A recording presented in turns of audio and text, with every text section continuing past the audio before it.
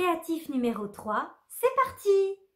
Bonjour à tous, moi c'est Stéphanie, je suis ravie de vous retrouver dans mon atelier pour un tout nouvel épisode de mon podcast créatif, l'épisode du mois de mars que j'avais hâte de tourner.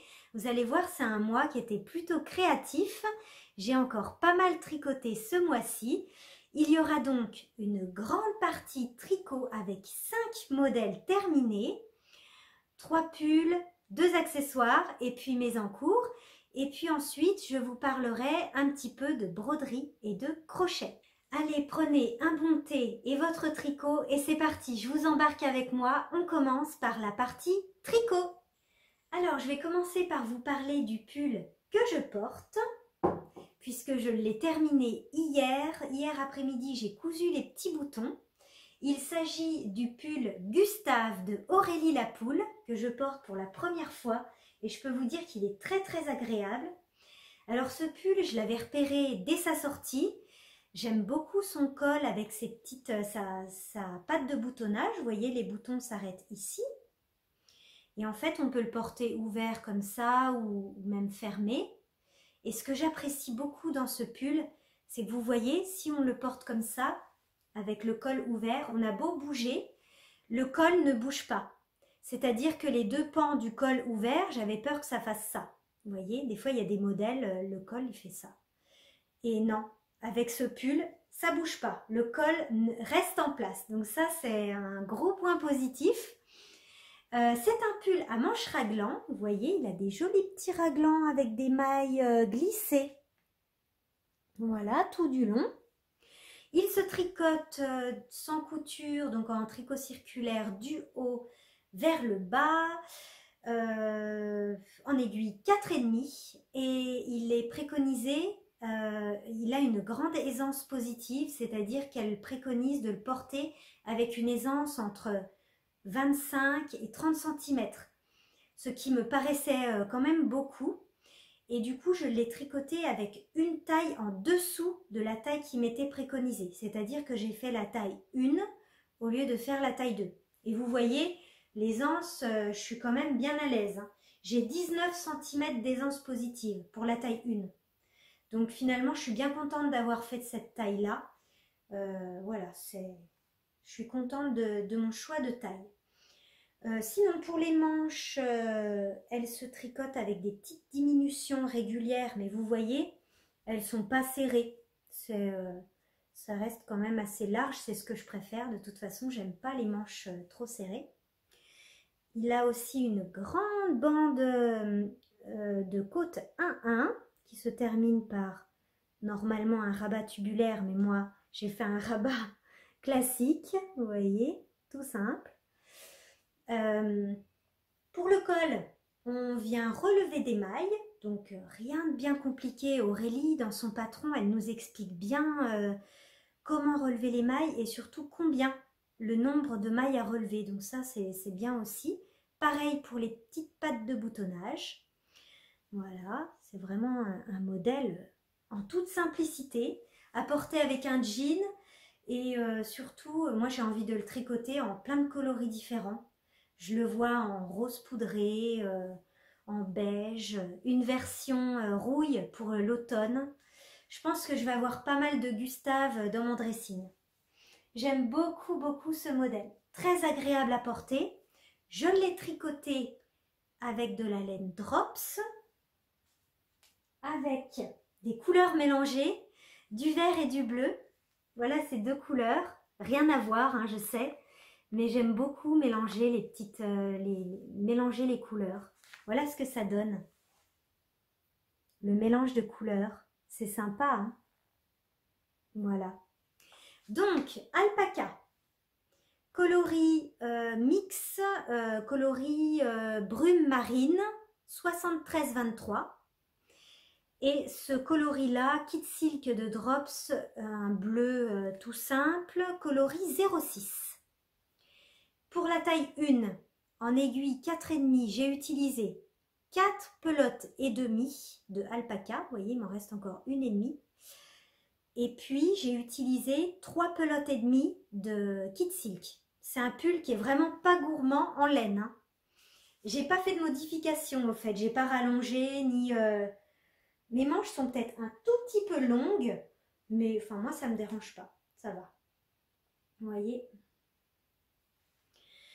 Donc voilà pour ce pull Gustave que j'ai envie de tricoter encore et encore dans plein de coloris différents. Il est très agréable à tricoter et à porter. Et le pull suivant, vous l'avez déjà vu puisqu'il était en cours dans mon dernier épisode, il s'agit du pull Pivoine de Marie-Christine Lévesque. Et c'est un énorme coup de cœur ce pull, je l'adore, je l'adore. Avec ses petits volants là sur les épaules, c'est trop mignon. Il y a une petite dentelle et aussi une jolie dentelle tout le long du devant qui représente une fleur de pivoine, ma fleur préférée. J'aime beaucoup ce pull avec un col double, vous voyez. Et puis alors, tellement contente de mon choix de taille, j'ai réalisé la taille M qui correspond à la taille 3 du patron. Et vous voyez, c'est une construction en manche à manche montée. C'est-à-dire que là, on est venu relever des mailles sur l'emmanchure. Et puis, pour former cette épaule, ça se voit ici, on a fait des rangs raccourcis pour former l'épaule en fait. Et j'avais peur qu'en choisissant la taille M, ici, ça tombe ici. J'avais peur que ce soit un peu grand. Mais finalement, impeccable. Ça tombe super bien sur mes épaules. Je suis très contente de mon choix de taille. Voilà le pull Pivoine de Marie-Christine Lévesque. Et puis les manches, c'est mes manches préférées. C'est les manches qui sont sans diminution avec des diminutions uniquement au niveau du poignet, vous voyez. Ici, juste avant d'attaquer les côtes, on fait des diminutions, ce qui fait une manche bouffante et puis large. Ça, c'est ma manche préférée. La manche ballon, je pense qu'on l'appelle comme ça. Des côtes 1-1 et puis un petit rabat tubulaire que j'aime bien à l'aiguille. Voilà, le pull Pivoine avec les manches montées. Et c'est ma première construction à manches montées, j'en avais jamais fait. Et je suis très contente de cette construction, j'aime beaucoup. Du coup, j'ai racheté encore un autre patron de Marie-Christine Lévesque qui a aussi des manches montées. C'est le gilet Romance. Comme ça, je pourrais le faire après. Voilà ce petit pull Pivoine. Je l'ai tricoté avec des laines que j'avais eues pour Noël. La Finita Yarn de We Are Knitters, coloris perle. C'est un beige rosé. Ça se voit pas très bien comme ça à la caméra, mais il y a un petit peu de rose. Et tricoté ensemble avec un mohair et soie Kit Silk de Drops. Je vais prendre mes petites notes. Pour savoir combien de... Alors, j'ai utilisé moins de 3 pelotes de Finita Yarn de We Are Knitters. Et j'ai utilisé 4 pelotes de Kit Silk pour la taille M. Et je l'ai tricoté en aiguille 4,5. Voilà. Et le dos en jersey, tout simple. Oh, j'aime beaucoup les petits volants, je ne regrette pas de les avoir faits. Parce que vous avez le choix de ne pas les faire si vous n'aimez pas les petits volants. Mais voilà, je suis bien contente, c'est original. Je ne l'ai encore pas porté, je ne l'ai pas encore porté, mais j'ai hâte de le porter. Projet suivant, le petit Honey Bucket Bag de Petite Knit que j'adore tricoter. Et c'est un modèle mais vraiment magnifique. Je vous en parle à chaque fois d'ailleurs de ce modèle. Alors je vais vous en parler parce que vous avez été très nombreuses et nombreux à vouloir le tricoter et à me poser plein de questions. Alors, oui déjà, petite précision dans le podcast précédent, je l'avais commencé en bleu, vous savez, avec la Nord plus Kit Silk de Drops. Et je vous avais montré, j'avais fini le cercle. Et en fait, j'ai continué, j'ai fait un petit peu le point nid d'abeille, là, le point d'alvéole. Et en fait, je me suis rendu compte que la Nord de Drops, elle était trop épaisse pour ce projet, puisqu'en fait, le point d'alvéole, il n'était pas très bien défini. C'était comme fondu et c'était pas très joli. Donc j'ai défait et du coup j'ai utilisé les restes de mon pull pivoine. Voilà pourquoi il n'est pas bleu mais beige rosé. Alors, ce modèle, on le tricote. On le commence par le dessous. Donc vous voyez, on fait ce petit cercle. On commence par le centre. Au début, on a très peu de mailles, 8 mailles je crois. Et il faut commencer avec des aiguilles double pointe parce que comme on a très peu de mailles, avec une aiguille circulaire, c'est pas très pratique. Ensuite, on fait des augmentations. Vous voyez tous les traits qui sont là. C'est des augmentations. On augmente en cercle jusqu'à ce qu'on arrive au nombre de mailles préconisées dans le patron. Et après, on met tout de suite en place ce joli point d'alvéole. Vous voyez, qu'est-ce qu'il est beau ce point. C'est de la brioche hein, en fait. C'est un point qui se tricote en 4 rangs. Alors, pour ma première version, parce que ça c'est ma deuxième version, au début, moi, j'avais pas trop compris le point. Alors, je vous rassure, hein, moi aussi, j'ai pas compris au début. Alors, ce que je vous recommande de faire, c'est un petit rectangle d'essai que vous faites avec votre laine. Et puis, vous vous entraînez à faire les 4 rangs du point d'alvéole jusqu'à ce que vous ayez bien compris les 4 rangs. Vous regardez les instructions écrites, c'est très bien expliqué. Peut-être que les vidéos, ça va peut-être vous perturber un peu parce qu'elles ne sont pas en français sur le site de Petite Knit. Donc moi, ce que je faisais, c'est que je regardais que les vidéos, les explications écrites. Et donc, sur ce petit rectangle d'essai, vous faites vos 4 rangs jusqu'à ce que vous ayez bien compris le fonctionnement du point d'alvéole, de la brioche. Et après, vous pouvez attaquer votre petit sac Honey Bucket. Donc, ce petit point d'alvéole, tout mignon, on le poursuit, hop, jusqu'en haut du sac. Moi, j'ai fait la grande taille, parce qu'il y a 2 tailles dans le patron. Il y a petit sac et grand sac. Moi, j'ai fait le grand.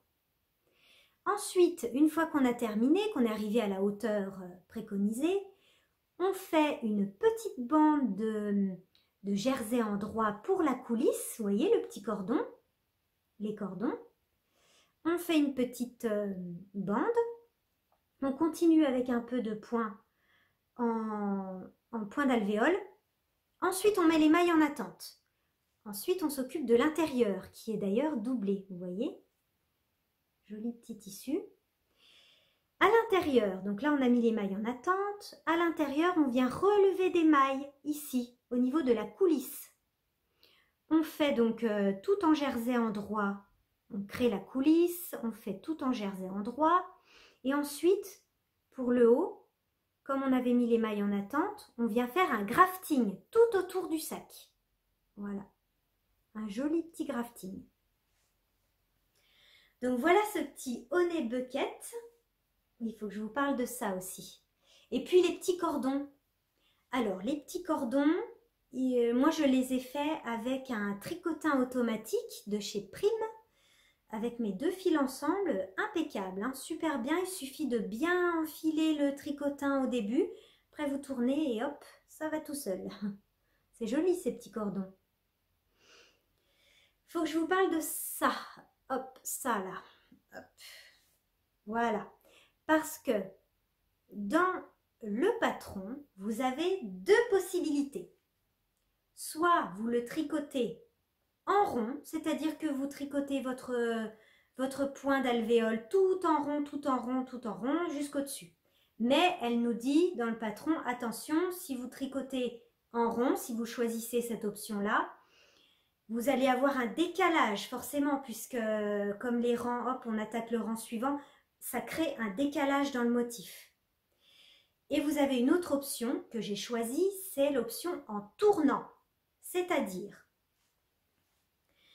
qu'on tricote notre rang, tac, tac, tac, arrivé ici, à la fin du rang, on vient tricoter la première maille du rang suivant, qu'on remet sur l'aiguille pour pouvoir créer cette fausse couture. En fait, ça vient bloquer le tour, puisqu'en fait, on tricote en aller-retour, mais sans couture. Alors, c'est pas évident à vous expliquer, hein, mais le fait de tricoter la maille du rang suivant et de la remettre sur l'aiguille comme si on ne l'avait pas tricotée en fait, eh bien ça crée cette fausse couture. Voilà, c'est propre, hein, c'est super joli. Et du coup, avec cette méthode-là, eh bien, vous n'avez pas de décalage dans le motif. Vous avez cette fausse couture qui est là, mais vous n'avez pas de décalage dans le motif. Mais c'est bien expliqué dans le patron, je vous rassure, tout est bien expliqué. Si j'y suis arrivée, vous pouvez y arriver aussi. Donc voilà pour ce petit Honey Bucket que j'ai pas fini de tricoter, hein, parce que avec tous mes restes, j'ai envie de m'en faire plein. Et je m'en sers comme sac à projet pour mes chaussettes ou des petits projets. Parce qu'il a quand même une bonne taille. Hein. Je ne sais pas si vous voyez bien, vous vous rendez compte de la taille, mais voilà, ce joli point. Oh, qu'est-ce qu'il est beau. Alors, il faut être quand même bien concentré, hein, pour faire ce point, parce que si vous ratez une maille, pour la récupérer, c'est pas évident. Hein. Voilà. Ce petit sac. Allez, on passe au projet suivant. Et ce mois-ci, j'ai aussi tricoté un petit pull sans manches, le Stockholm Slipover de Petite Knit. Et alors, je peux vous dire que celui-ci, je l'adore. Je vais le porter beaucoup au printemps. Avec une petite chemise, c'est vraiment l'idéal. J'avais déjà tricoté une première version pour ma maman en beige aussi, comme ça, à Noël, en lima de Drops. Et elle le porte tout le temps et je me suis dit, allez, je m'en tricote un aussi. Et effectivement, c'est super. C'est super, il faut que je m'en fasse un deuxième dans une autre couleur. Vraiment, puis alors facile à tricoter, d'une simplicité aussi, très bien expliquée, hein, comme toujours, chez Petite Knit, puis ça taille très bien. Alors, j'ai réalisé pour moi la taille S qui correspond à la deuxième taille du patron. En aiguille 4,5, j'ai utilisé 4 pelotes de Puna de Drops. Alors, le Puna de Drops, voilà. 4 pelotes, c'est un joli beige chiné, un peu naturel. C'est coloris natural mix, voilà. Et je l'ai associé avec le mohair amande de Kit Silk aussi. Kit Silk de Drops, coloris amande. J'en ai plus puisque j'ai plus de reste. Mais si vous allez sur Calidou, c'est le coloris amande. Vous voyez, ça fait un petit peu chiné. Voilà, parce que le mohair était plus clair que le... Non, plus foncé, pardon, que la Puna de Drops. Mais j'aime beaucoup ce mélange. Donc un modèle facile à réaliser, disponible en français, très facile, il y a juste à relever des mailles et puis on finit par un rabat à l'aiguille, vous savez, le rabat tubulaire, pareil pour le col, on relève les mailles et puis des côtes 1 à 1 et puis un petit rabat tubulaire, aussi pour le bas du corps. Il a vraiment rien de particulier à dire parce qu'il est simple. Vraiment, si vous voulez un petit pull sans manches, eh ben, allez-y, il taille vraiment très bien. Et j'ai pas fait de modification. Je suis bien contente aussi de mon choix de taille. La taille S, ça tombe plutôt bien au niveau des épaules. Donc, voilà le petit pull Stockholm de Petite Knit. Mes petites chaussettes du mois de mars, ça y est, elles sont terminées. Oh, je suis contente, c'est mes premières chaussettes en jacquard. Et alors là, alors c'est pas parfait, hein, mais c'est pas mal quand même. Hein. C'est pas mal, j'aime beaucoup ce motif et les petites et les bords. Donc ce sont les chaussettes et les bords de Même les anges tricotent. D'ailleurs cette créatrice, elle a fait toute une collection... et les bords, il y a le bonnet, les chaussettes et un pull avec un yoke, comme ça, en élébore. C'est trop joli ce petit motif, j'aime beaucoup. Donc je les ai tricotés avec des aiguilles mini circulaires pour le jacquard. J'aime pas du tout les aiguilles mini circulaires parce que je suis pas à l'aise avec les mains, ça me fait mal aux mains. Mais du coup, pour que le jacquard soit plus fluide, j'ai utilisé, pour pas qu'il y ait de démarcation, j'ai utilisé les mini circulaires. Je vous montre aussi l'envers du jacquard. J'ai pas mal croisé mes fils et je suis contente de l'envers. Je suis bien contente. Après, une fois arrivée en dessous du jacquard, je suis passée en Magic Loop. Donc, ce sont des chaussettes qui se tricotent du haut vers la pointe. On commence par un petit montage élastique German Twisted Caston. Très facile à faire. Des côtes 1-1 torse, elles sont jolies ces petites côtes. On fait tout de suite le jacquard. Après, on a un talon renforcé à gousset qui est facile à faire, c'est mon talon préféré, vous le savez. Ensuite, on fait le pied tout en jersey et normalement, on a encore un petit peu de jacquard, il y a des petites vagues ici, mais j'ai oublié de les faire. J'ai fait une pointe toute simple, sans le jacquard. C'est bien aussi comme ça. Alors, je les ai tricotés avec ce trio de couleurs. C'est la laine Fabelle de Drops. C'est la première fois que je tricotais la Fabelle de Drops et j'aime beaucoup. Après, hein, c'est quand même pas la laine la plus douce que j'ai tricotée, mais je trouve qu'elle est pas mal. Voilà, j'ai commandé chez Calidou et donc voilà ce que ça donne. Un beau petit jacquard. Mes petites chaussettes et les bords que je vais pouvoir porter maintenant que le podcast est tourné. Oh ben ça y est, on a terminé les projets. J'ai fini de vous montrer les projets terminés. Ça y est, on va passer maintenant aux encours. Alors, les encours, on va commencer par des petites chaussettes dans mon sac à projet adoré. Alors, voilà, mes petites chaussettes d'avril que j'ai tout juste commencé hier soir. Donc, vous voyez, il n'y a pas grand-chose. Il y a juste des petites côtes, le début des petites côtes, que je tricote dans une laine qui m'est très chère, puisqu'elle m'a été offerte par une amie que j'aime beaucoup. Et en plus, c'est elle qui a teint la laine. Donc, ça me fait énormément plaisir de tricoter cette jolie laine. Vous voyez, il y a des couleurs très printanières, du violet un peu plus foncé, un peu plus clair, et du jaune. Et elle a appelé ce coloris « Pensée », comme les fleurs. Effectivement, c'est tout à fait ça. Alors, je suis très contente de tricoter sa laine ce mois-ci. Un coloris très printanier. Voilà ce que ça donne une fois tricoté. Et je vais faire des chaussettes que j'ai envie d'inventer moi-même, de faire mon patron maison. C'est-à-dire que je vais faire donc des chaussettes habituelles donc, qui se commencent par les côtes, par la cheville vers la pointe, avec mon talon à gousset préféré. Et ensuite, sur la tige et puis le pied, j'ai envie d'un motif, soit de la dentelle ou des petites torsades, ou voire les deux. J'ai pas encore bien décidé, mais en tout cas, je vais utiliser le livre de Laura Valfort, Petite biche rose.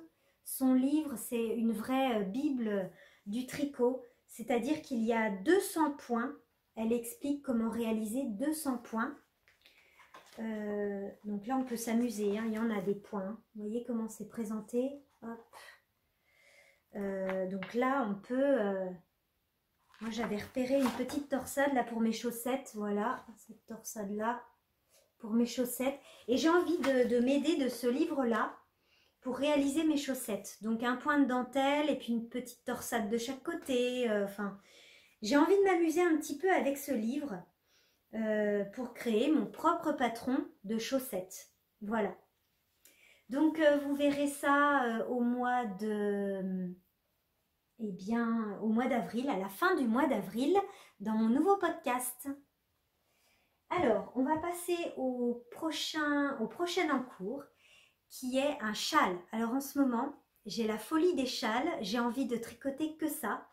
D'ailleurs, j'ai pas monté de nouveaux pulls ou de nouveaux gilets. Donc, j'ai envie que de tricoter des châles. Je ne sais pas pourquoi. D'ailleurs, le dernier châle que j'ai fait, c'était pour mon mariage, donc il y a pile 1 an. Et c'est peut-être pour ça que j'ai envie de retricoter des châles. Alors là, je me fais un petit châle Outlander. Je sais pas si vous connaissez la série, moi je regarde en ce moment. Et j'avais envie d'un châle un petit peu rustique, comme dans la série, en triangle, avec une couleur un petit peu rustique. Et donc, voilà, elle est là. J'avais dans mon stock, j'avais acheté des laines chez Emmaüs. Alors vraiment pour pas cher du tout, j'ai dû payer 1,50 € les 5 pelotes de cette laine-là de Bergère de France. Voilà, c'est une laine bleue tweedée, c'est-à-dire qu'elle a des petites notes de couleur, vous voyez. Voilà, c'est pas mal, c'est un joli coloris. Acrylique, laine peignée et viscose. Voilà. Bon, d'ailleurs, ça doit être une vieille pelote parce que j'ai regardé sur le site et cette étiquette n'existe plus. Même le granité, ça n'existe plus. Donc, ça doit être assez vieux. Mais dans tous les cas, je l'ai récupéré chez Emmaüs, ce que je fais régulièrement d'ailleurs. Et j'ai payé 1,50 € les 4 ou 5 pelotes. Alors, je fais un châle très simple. Voilà, le voici. Alors, avec mon câble, ça va pas être facile de vous montrer. Il s'agit du châle chanson country, country song châle, avec mon accent, de Gabrielle Nitz. Je vous mettrai une petite photo du châle, de sa version à la créatrice. Donc, c'est un châle triangulaire avec des augmentations au milieu. Voilà. Et puis, une petite dentelle, mais très simple. C'est juste des jetés et des mailles ensemble. C'est quelque chose de très très simple. C'est juste la bordure qui est en dentelle. Voilà.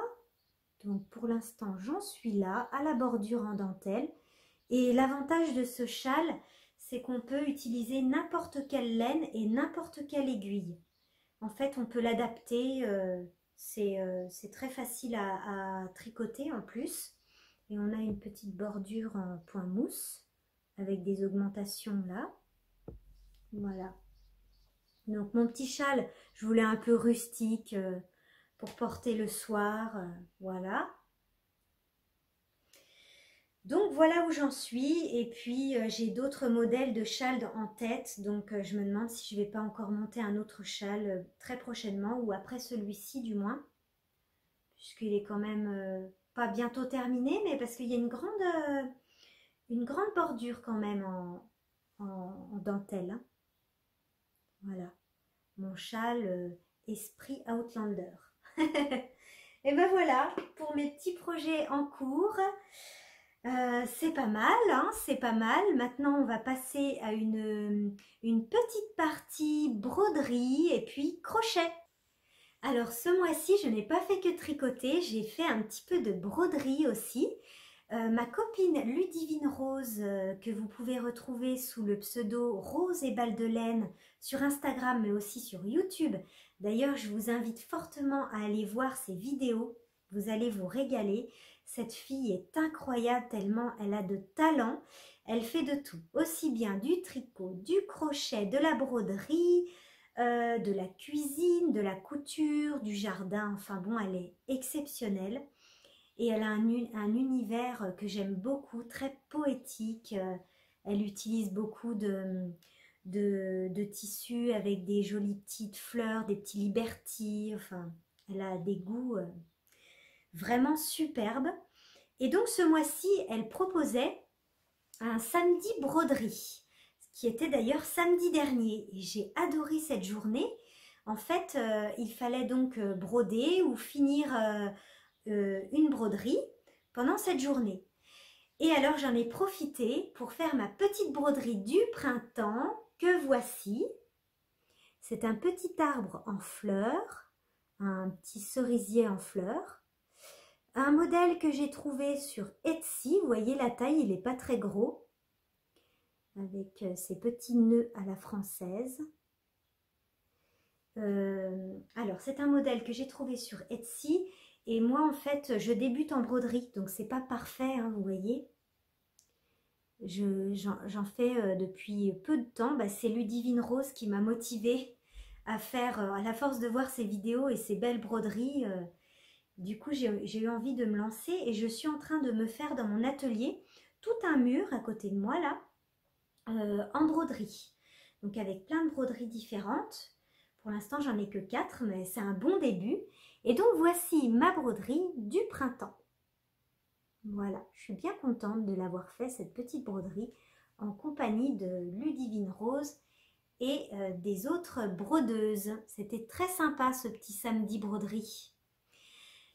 Et puis, j'ai fait également du crochet, toujours hein, motivée par les copines qui font du crochet. Alors là, je parle notamment de Marine de Cocon Vert. J'ai regardé son dernier podcast et j'ai adoré. Et alors, quand j'ai vu au début de son podcast la partie crochet, j'ai eu envie de me lancer. Elle a montré plein de jolies photos de ce qu'elle voulait faire, de ses inspirations. Et du coup, ça m'a inspirée aussi et j'ai eu envie de me lancer dans une couverture en crochet, en carré grand-mère. Donc, c'est des carrés qu'on fait et qu'on assemble une fois qu'on a tout terminé. On les assemble et ça fait une petite couverture. Alors, cette petite couverture au crochet, donc je me suis entraînée, j'ai fait 2 petits carrés différents. Alors, voilà mon premier petit carré. Je vous mettrai le petit tuto que j'ai suivi dans la description. C'est un tuto qui est en anglais, mais il est très facile à comprendre. Il est sous-titré en plus. Et alors, je débute complètement en crochet. Hein. Je suis archi débutante. Voilà ce que ça donne. J'avais envie de faire une couverture tout en marguerite. Tout en marguerite. Alors, j'ai utilisé, c'est de l'acrylique. Je vais vous montrer. Voilà, c'est cette pelote-là pour le vert. C'est cette pelote-là. Alors, quand je l'ai crochetée, la laine, elle était hyper... enfin, la laine, le fil, parce que c'est de l'acrylique, c'était très raide. Enfin, c'était comme du carton. Du coup, je l'ai mise dans l'eau et là, encore pire, c'était devenu vraiment un petit carré cartonné. Alors, du coup, je me suis dit, mince, ça va peut-être pas aller comme laine pour faire une couverture. Mais du coup, vous voyez, il s'est quand même un petit peu assoupli. Là, ça va. Alors, peut-être que mon crochet était trop petit pour la taille de laine. J'ai utilisé un crochet numéro 4, mais bon. En tout cas, j'aime bien la couleur. Et du coup, en attendant qu'il sèche, j'ai fait un autre petit carré avec un autre tuto. Le voici, avec cette fois-ci de la laine et pas de l'acrylique. Avec des restes de laine. C'est un carré, vous voyez, en 3D. Pareil, c'est un tuto que j'ai trouvé sur YouTube. Je vous le mettrai aussi dans la description.